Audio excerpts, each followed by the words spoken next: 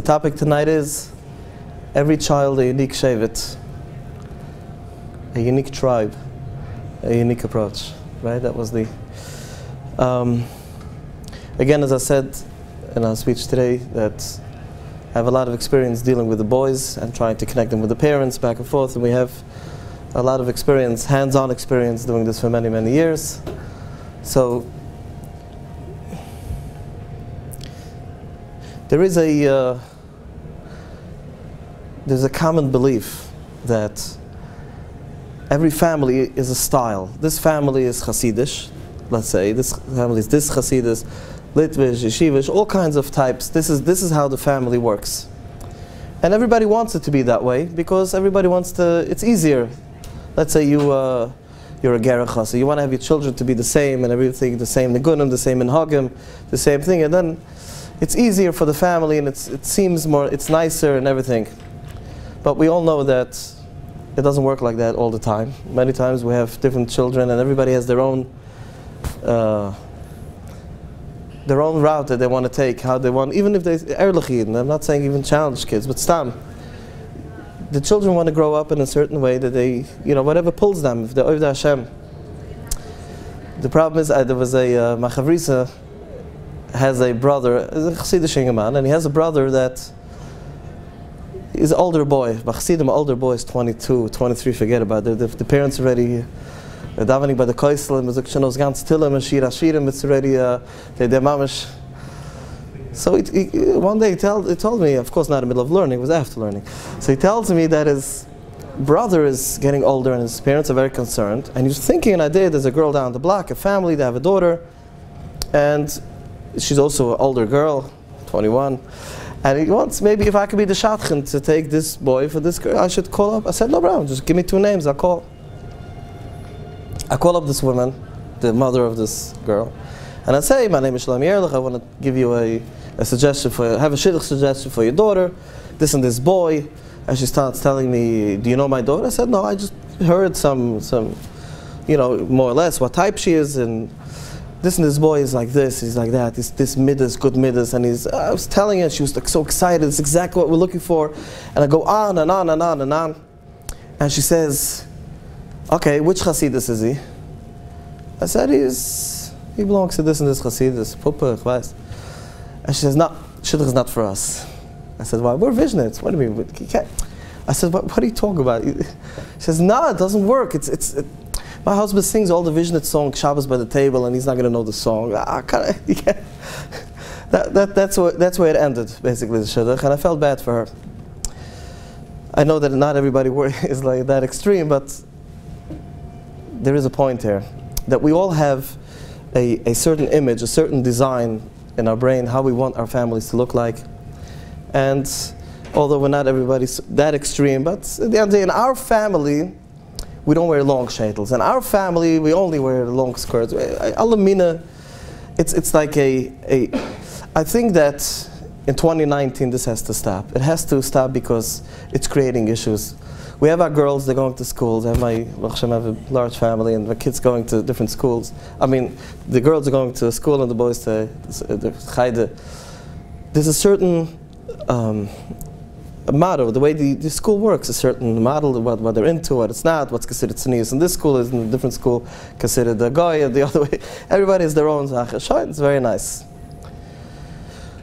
But to say that every child, because they went to the same school, they're the same. One of my daughters likes to wear a different color, let's say nail polish. This child wants that. Am I going to fight it? What am I going to create? I'm going to create rebellion. The child is not going to want to go along.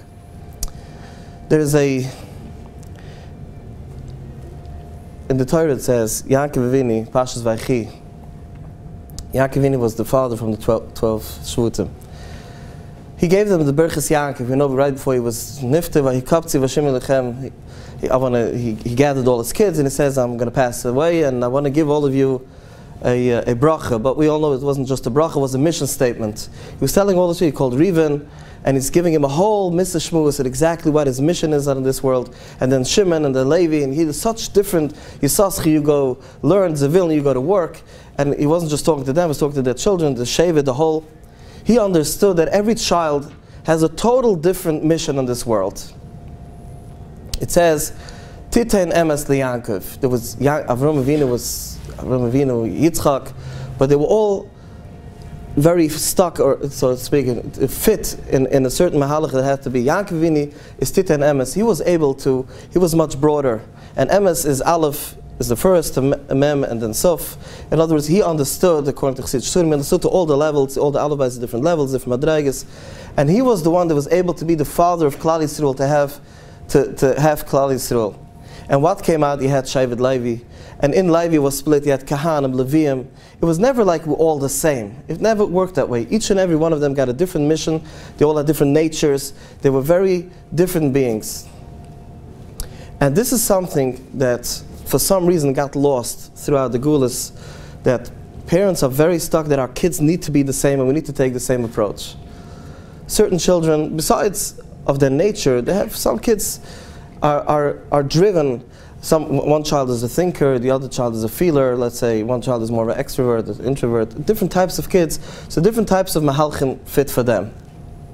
The problem is when we create an image before we get married. All of us have a certain. I want my children to be b'nei Torah. I want my kids to be like there's a whole, which is very nice. It's good to create some kind of plan how you want your family, your mishpucha to be Ehrlich and nice and healthy and very good.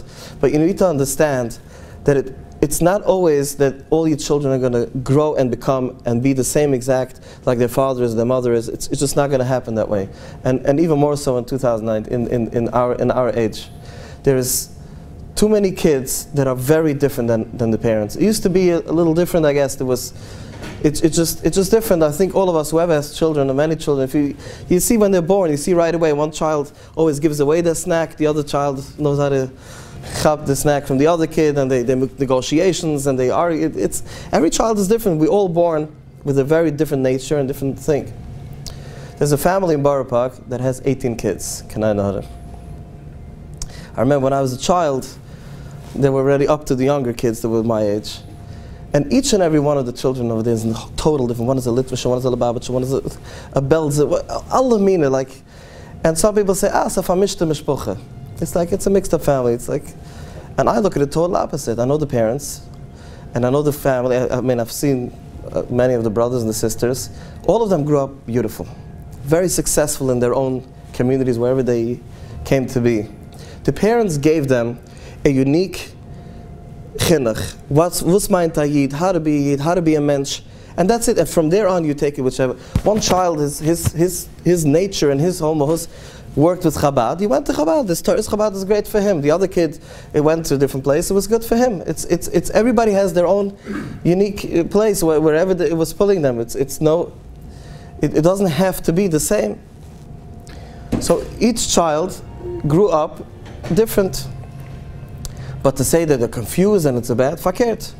I want to tell you something. The Baal Shem Tov, the Heilige Baal Shem Tov, had many Talmidim. And you look around Hasidus and today, it's only a fraction. Without Hitler killing the other Hasidus, would have had hundreds of types. We're so different on one hand, but the mission and the idea, you look at the Baal Shem Tov, he gave a mission. He had a message for the world. But he never told his Talmidim exactly how to do it. He gave them ideas. There's a Sefer Tzuvus Ribash, many different things that he stood for, messages that he had for the world, and he gave it to his Talmidim. Some of them were from Polish, from Hungary, from Romania, from Chvais, from Russia, and all of them took it in their own ways. You look at the Sfurim, the Chassidish Sfurim, one generation later, 2 generations later, it's like so different, their ideology, the way they look at things, but there's always a common denominator. There's always a common thing that the Baal Shem Tov gave a message. He never dictated that all his Talmidim have to be the same and relay the message the same way. He had a message, he gave it over, and he said, "This is it, take it." There's a pusik Chemish. Chemish says, "A mitzvah shliach haken." It says, "Shaleach teshalach esuem v'sabunam tikach lach." You should send away the mother first. If you want to take the eggs, you send away the mother first. You take the eggs like this. She doesn't have the tsar. So he says that we could learn from this something deeper. The Marnaim says it. The Talmud from the Baal Shem Tov. He says, "Shaleach teshalach esuem." You should, when you go to a Rebbe, when you go to a teacher, a mentor, you should throw away the M. M is ledrush. In the Gemara language, M means like a mother, something that's fruitful, a Torah that you can learn something from it.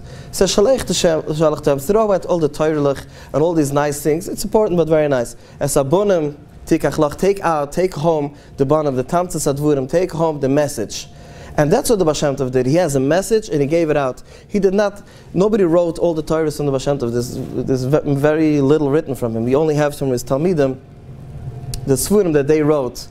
And you'll look at it, you see there were mamish, totally different, opposite.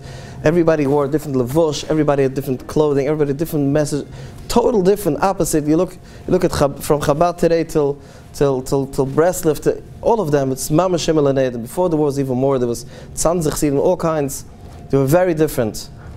There's no need. Klal Yisrael never felt that Klal Yisrael has to be the same. It has to be like a certain, like soldiers, everybody's to be dressed the same and march the same. It doesn't work like that. As all that they're working for the same melicha.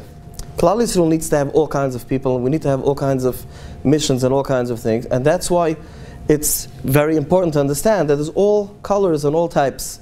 But it happens in families also. So now, when you have a child that's challenging you, you have to work on this idea even stronger, even deeper, because you need to understand that this child has a very unique mission in this world. This child has something. Hashem put this child into a, regardless if they were abused or whatever caused or seemingly caused them to become this wandering soul or this searching person or this whatever it is, confused soul.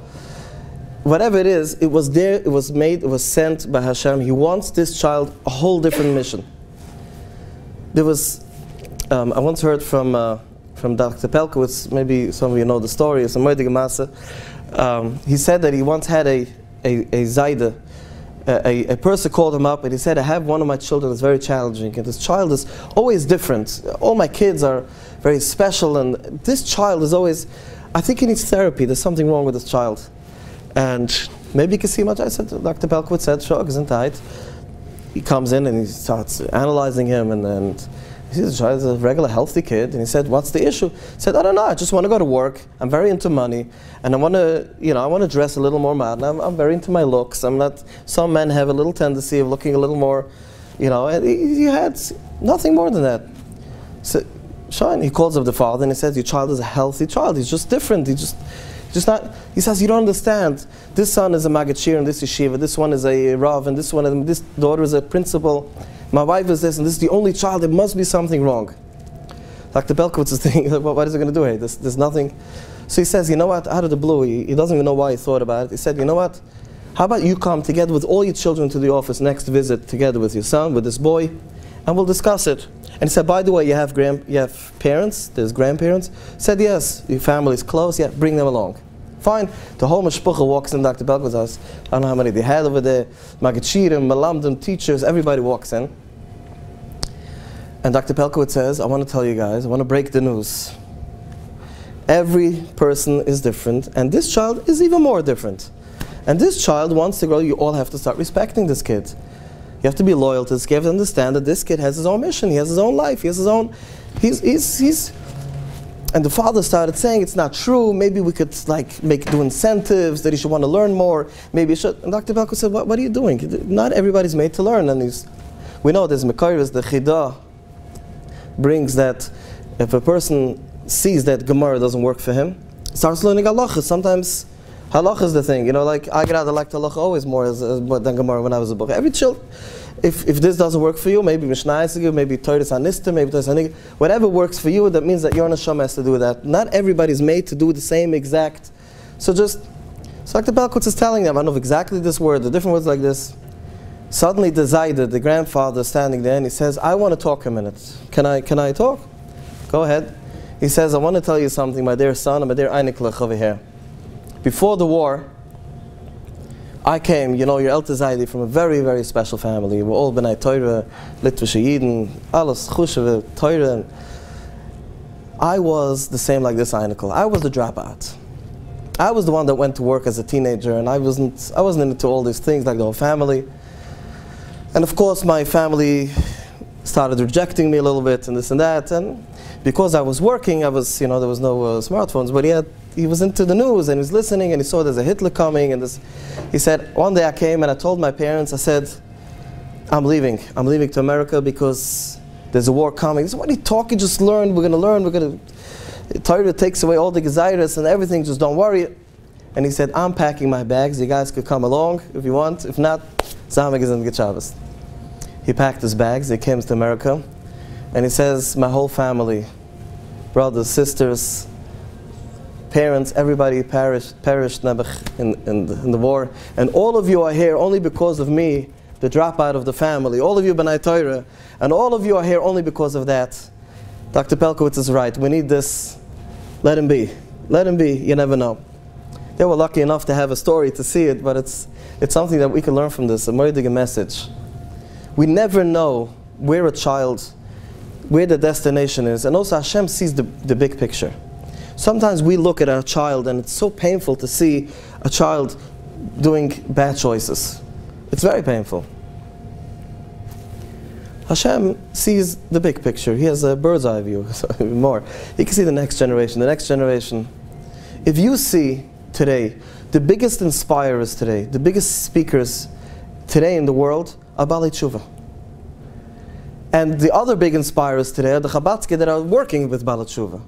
And because they're working with them, they have to become more advanced in knowing how to answer questions about Hashem and how to inspire people. And these Balei Tshuva, when they come from being from the world, from the outside world, and they take Yiddishkeit upon themselves, they are the ones that are able to articulate and to bring out all these beautiful messages about Yiddishkeit. Because of them, we created Eish HaTorah, and Eish HaTorah is making today, and Or Sameach and all these places are making more Balei Tshuvas from the FFBs from birth than Balei Tshuva by now, because we are the ones that are brought into a system, and we're learning, we're growing up and everything has to go this way. Now you have to sit, now you have to daven, now you have to do this. And the children today are asking questions, as we said in our speech today, and they're becoming, deciding, asking questions. Where did they go? Who answers the questions? The Balei Tshuvas. You go to, I don't want to say the names, because but there's so many of the greatest speakers today are Balei Tshuva. People that, or people that work with Balei Tshuva, not. So now let's look back. There was an Alta Baba in the Haim that she had a child that went off. She was crying a heart. She was saying to him, she said, Hashem, why didn't you listen to my tefillas? And Hashem said, what moment? Vartzi. Her children were born and raised in South Africa, Chabad Shliach Chapter, or Waizus, or maybe whoever it was. They went to college over there, and there was, I don't know, or the other, and became from. And now this kid, this Einikel, is inspiring thousands and thousands of Yidden around the world. Said, your child that went over the derech, it's not, Hashem made it to be in a way that he shouldn't even have an einish Shemayim, because it wasn't his fault, it was influenced, or she was influenced by whatever, so she didn't even have a bechira.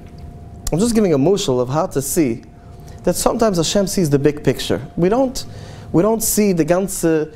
There was many, like the other Baldash was saying before by Shalshidas, the woman were in there, he was saying that with Menashe, Chizkiyu HaMelech, he didn't want to have a child, and this whole, Hashem has his plans. We have to always see that there's a bigger picture.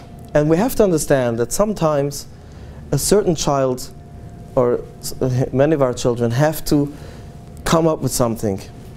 And they're trying to experience life in a different way. They're trying to see things in a different way. So how do we do it? How do we juggle all these shvutim? How do we juggle all types of children in the same house? And then you still have the regular kids that are the cookie cutter kids, the way we call them, like the ones that are, they work along with the cycle, with the system, and they behave the way you want, they get dressed the way you want, and everything's fine. The non-challenging kids living in the same house as this child that's challenging you and doing all kinds of painful things in the house, and you're scared they're going to become influenced. I want to tell you something personal. I'm a second marriage. The children, my wife's children, are raised in my house together, Baruch Hashem, together with my wife, and they're doing great. But they're being exposed to the other side of the family when they go there for visitations, to family that's not so religious anymore, to the father that's not so religious anymore the way we are. So in the beginning of times, there was a lot of people saying, they're going to be exposed, they're going to see different types of Yiddishkeit, they're going to see people, and And I kept saying, it doesn't matter. I'm putting in the salad, hashkafa, salad al-drachim to all the kids, and they'll make smart choices. Baruch Hashem, they're all big teenagers, almost the shidduchim years, and they're all doing great. Not only great, they're better than the other kids in their class because they're open, they understand, they had questions they asked me. They've been exposed, they're not so, they could handle the world, even they're like tougher. Sometimes the kids that grow up in challenges and they've seen things, they grow up much more solid. I know the family in Muncie that had a child that was mamash on drugs and tattoo on one hand, and he was doing a crazy kid, hyperactive like you've never seen. And I used to, work with the father and say he was so worried about his other kids. I said, just make salads, your other kids, talk to them about Yiddishkeit and excitement, and explain to them that this kid is different and he has his mission in the world and he has going through his struggles. The other kids are doing amazing. Mamash, I'm looking now, after 10 years, I'm looking back. I was trying to think before Shabbos, different families that I helped in the last 15 years. They're doing amazing. These kids are growing up stronger than ever before. Our children, I don't know where most people come from, Borough, Williamsburg, Lakewood, Ichwais, Crown Heights. We have, all the kids are the same, they're going to the same chayda in the same place. If you look at the out-of-town kids, the kids that grew up in places where there's 5 kids in the class. I have a friend of mine that grew up in Vienna. Another person I remember, he was in Denmark. There was one Lubavitcher kid in the class, one Satmar kid, and 2 very modern kids, and that was the whole class. All of them grew up. He's telling me, like he's looking back, so solid, so strong. They grew up, there's diversity, there's different types of things. It's okay. Our other children are only going to become stronger by seeing the way you deal with this challenging child, with this child that's going through now their own, they're finding themselves, or some say creating themselves, or whatever you want to call it. It's only going to make them stronger. It's not going to, we're so worried by being mekarev, this kid that fell out, that it's going to ruin the other kids. That does not happen usually. It's the opposite. If they see you're not lost, you understand that this is your kid, this is your mission, and that's how it's the way it's supposed to be. We've seen Tanakh, we've seen the Gemara. Many families in the olden days used to be like this. It was every child was different. It was a given that every child is different. But now, for some reason, after the Holocaust, the way we set back Klal Yisrael, that it became that if I'm a Chabad school, all my kids have to be a Chabad school. If I'm a Satmar, it has to be that way. And this is something that we, the parents over here, are going to teach the world outside, the rest of the people that don't have now at the moment children that are struggling. They're learning from us a lot of things. A lot of the speakers over here that come, they get inspired by this Shabbos and the previous Shabbos, if they're not working hands-on with these parents and with these kids, they're the ones that are becoming educated, and then they go back to their kehillas and their shuls, and they look at life and at the family value. It's such a different image, and this is teaching the ganz Klal Yisrael, the rest of the Charai, the rest of the Frima Yidden. It's teaching them that you have to understand, Jeder is anders, and everybody has their own different way of seeing things. I want to share with you a story. There was a couple. It's a story from 15, 20 years ago, but it's a moide gemasa. There was this couple that the wife started after chasana. She wanted to be, keep a teen at risk as a girl, and she couldn't because of it. After the wedding, sometimes some kids push it off because the parents are so strict while they're teenagers, so they keep it in. You're not allowed to do this, and they're able to have control. But it plots after the wedding. That's very common in the high 20s and the 30s. There's a lot of people that go through their second teenage years. Then it's some kind of, it's a whole. So this woman was going over the derech. She was dropping Yiddishkeit every day, more and more and more. And they had one child, a boy, and the father was a frima Ehrlich. And he had to divorce her. She stopped keeping everything that a Jew was supposed to keep at home. And he came to a boy. He said, listen, we can't live together. So they got separated, and he was getting ready to get divorced. She said, I'm taking the boy with me. He doesn't need to be Yid. This whole thing is baloney. Dropped the whole Yiddishkeit. I'm taking this child with me. And she meanwhile found a psagoy, a boyfriend in Chvaizi. She went, and he lives in Texas, so she wanted to move there, to go there with her boy and live with real low people. So he went to court. Obviously he's trying to fight. He didn't want his child to go over the derech together with his wife over there. He was fighting, and the law in New York State, I'm not sure in all the states, is that the children have to remain the same religious status as they were before the parents got divorced, after also. In other words, if one becomes a goy, or if a goy becomes a yid, the child has to be until they're 16 years old. When they're 16, the child could decide whatever they want. I think 16 or 15. He won that, so he knew he had another like 5 years to go, or 6 years to go with this kid, and the boy was with him. His ex went to Texas. She's living over there with these Harley Davidson guys, like real low people. And he has 5 years. The boy keeps on saying, "I'm going back to mommy." And she keeps on bribing it, telling him on the phone, "You're going to see, you're going to come." And so he has 5 years to go, and he's trying to put into his child whatever he could, that when he's going to go there, he should still be solid. So he's trying to think. Try to think for yourself. What would you tell this child?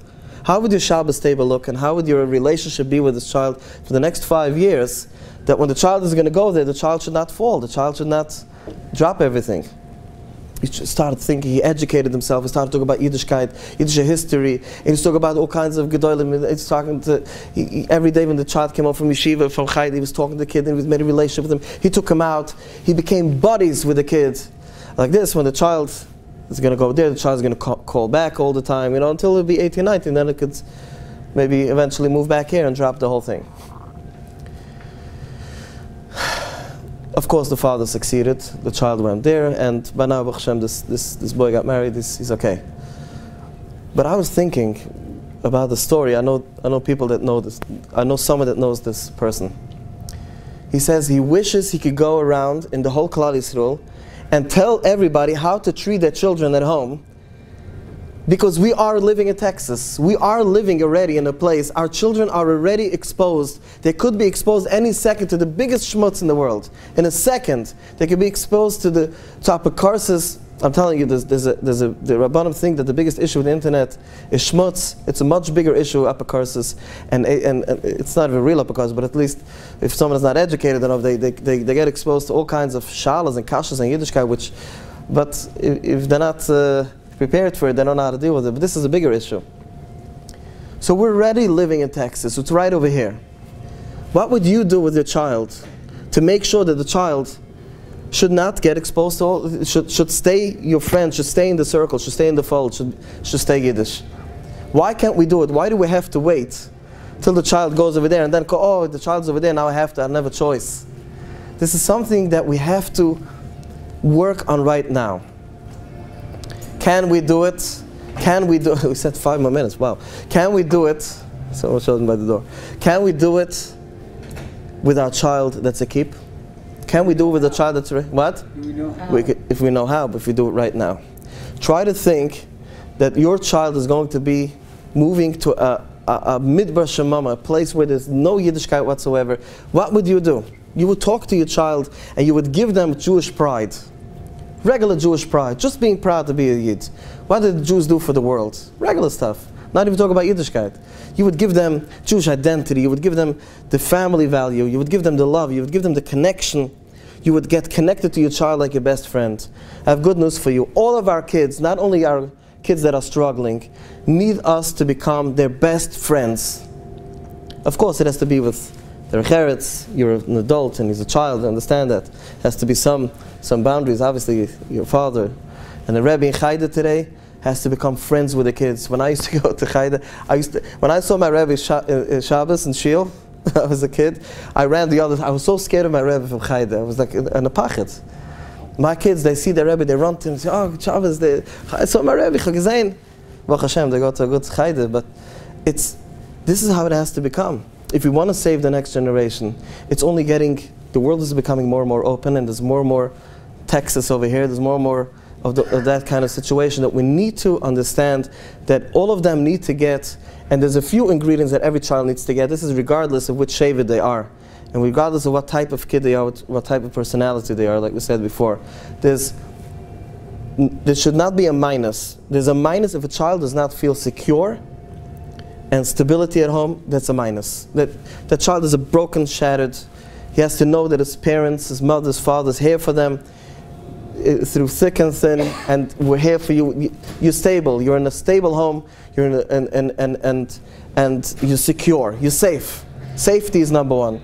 And then, of course, a plus, which is not only a plus, it's a necessity, love. They have to feel connected to you, that you love them, you care for them, and we know what love is. What is love? Ahava. Ahavti eschem umar Hashem. Hashem said, I love you. What does that mean? Ahava is have, is giving. I care for you. Someone could tell you I love you 1,000 times. But if they don't care for you, they're not in tune in your feelings and your needs, they don't love you. They need something from you. Loving you means that I care for you. And when you feel cared for very much, there's a feeling that ignites in you, and the name of that feeling is, I feel loved. Love is the name of a feeling that gets awakened when we give love or when we feel love. When we give care and we feel cared for. That's when you feel loved. That's when you're able to give. There was a Yid that came to Balatanya, and he said, Rebbe, I'm working on my avodas Hashem. I want to know what's more important, loving Hashem or loving Klal Yisrael? Ahavas Hashem is huge. Ahavas Yisrael is huge. Which one is bigger? The Balatani says they're both the same. He says, what does that mean? And what do I work on? He says, Uhavti eschem umar Hashem. Hashem said, I love you. I love Klal Yisrael. If you love someone, you love their children. You love who they love. So it's one thing. If you love Klal Yisrael, that means that you love Hashem. If you love Hashem, that means that you have to love Klal Yisrael. If not, it doesn't go like that. So what does loving mean? Klal Yisrael arayvim zeh lezeh. We have to care for each other. We have to give. We have to really, if a person hurt themselves, you have to pick them up. You have to care for another Yid. And we think doing mitzvahs and it's always outside of the home. It's like, oh, doing all kinds of chesed. It's all at home. It's in the house. And all of our children, regardless if they're the struggling ones, if not, if they're the ones that are going through now, they're in different shvutim, different nature than you. I had a man that came to me, mamash, before, after Minchen, he's talking, and he says, how can I love my daughter if she walks in with a skirt, with a dress like this? How could I love her? I said, how could you not love her? What does a Yiddishkeit have to do with you loving her? She's your child, you love her. What's even telling you not to love this child? The child is not growing up the way you want. You love a child because you love your child. It's there. There's no other. Hashem Yisrael loves us regardless if we're in a high level or not. If we do Averos and Mitzvahs, it's a separate cheshbon. Hashem loves us and He wants us to love every Yid. Ahavas Yisrael and Ahavas Hashem is the same thing. And that's the second thing. We need to have love. And the third thing is, which is another plus, which is a necessity of a plus, is obviously self-confidence. You need to build them up and tell them how special they are, that you're able and you're capable. Self-esteem, self-confidence. They should feel that they have a dignity, they have something that they're worth for. Someone says, I'm not confident. If I would sit tomorrow into a plane, I don't want to drive a plane. You think, my wife trusts me, Baruch Hashem, very much, but you think she'll be comfortable? I never drove a plane in my life. So does that mean that she doesn't have confidence in me? She doesn't have confidence in me that I know how to drive a plane. But she has confidence in me that I'm a good father, maybe, that I'm a good husband, that I'm good this, that I'm good that. A person is not a confident person. If someone never cooked in their life, say, I'm not so confident in my cooking. Does that mean that you're not a confident person? So if that's the case, you could find in every child, even while they're going through all these interesting stages and all these mishagas that they're going through, you could still tell them, I'm very confident in you. You're a great driver. You're a great this. And you tell them, and you show them that I'm comfortable, even when you drive fast. I have a teenage son, I know what it is. And I'm like biting my tongue, like holding like that, and he's driving, and he's, on the highway. Because I felt that's the only place where I could give him at that time that I'm confident in him. You find somewhere where you give them, I'm confident in you. I love you. I care for you. You're important to me. I'm attuned in your feelings. I know what you feel. And then security, when something happens, I'm the first one that's going to bail you out. I'm the first one, me and mommy are going to be the first one that are going to be here for you, regardless if it's going to cost us money, if it's going to cost us headaches, whatever it is. You are secure. In the family, you are secure. You can have outside seemingly these kind of friends that they go out to party with, and when it comes to any struggle, they drop you in a minute. Tati and Mami, home is the place where you are very safe. This is the place where we care for you. This is the place where we love you and we care for you. And I think that to conclude, it's a shame, I wanted to say a few more things, but we'll have to finish. But the idea is that all of our children are a different Shevet. all of our children, the struggling ones, the non-struggling ones. One kid is going to come out of London, and one is going to come out a businessman. And one, if you give them one mission, the mission is be your best. Bring out the best in yourself, and whatever you're good at, I'll support you. This is what I'm here for you. Whichever direction it is, if it's in Ruchnis, in Gashmias, in success in any way, I'm here to back you. I want to give you whatever it takes. I'm not telling you which direction to go. I'm not dictating if you should be this type of Yid, if you should be that type of Yid. I'm not dictating that. We are here as parents to give you the encouragement to be matzliach in whichever works for you. What did they say? They said that there's a song in it that says, when you come up with Shemayim, they're going to ask you, did you give it all you've got? That's all they're going to ask you. Did you give it all you've got? So all of them are given something else. Everybody's a talent. Everybody's their own brain, and everybody has something to give for this world. Otherwise, they wouldn't be here. Hashem created all of us here for a reason. And all of us have some mission over here. Sometimes the parents at the moment cannot see, what is the mission of this kid? This kid is sitting in the basement on their phone, on the computer over there for days. You know, I mean, how often I have these people going, what's my kid doing down there? I don't want to disturb it, but he didn't come up for supper, didn't come up for lunch, come down over there, they're like sleeping, they're like on Facebook, on Instagram, they're for hours, and all their fake friends, and the guns, and you're like, I'm telling you something, there is a mission this kid has. This kid has to go through this ages and stages. You know, there's all kinds of stages that a child goes through. We have to let them. I mean, you have to try, obviously, different mahalchim, which everybody has their own mentor, how to exactly deal with a child. But the general statement is, the general rule is, every child has to go through whatever they have to go through, but eventually they're all going to shine in their own way. We've seen many people, anybody that's over 30, 40, 50 years old, and you look back, you've seen friends that were losers when they were 20, they're so successful when they're 40. And how many times did we see this successful, the top girl in class, the top this, the top that, you look 10 years later, they're like zombies. We don't know, everybody has their time and their thing. If your child is going through a struggle now, it's very painful. It's very hard to watch it, but you have to understand, there is a plan.